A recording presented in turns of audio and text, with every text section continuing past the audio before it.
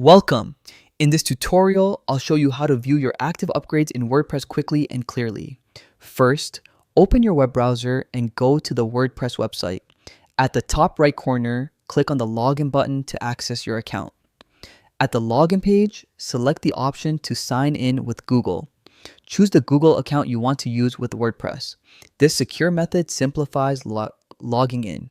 Once logged in, locate the account management area. Click on the Upgrades link. This section lists all available enhancements and premium features for your site. In the Upgrades area, find the Purchases tab.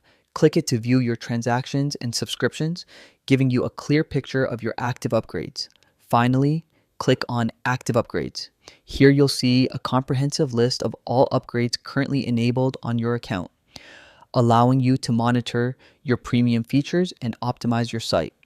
By following these steps, you can easily sign in, access upgrades, review purchases, and check your active features.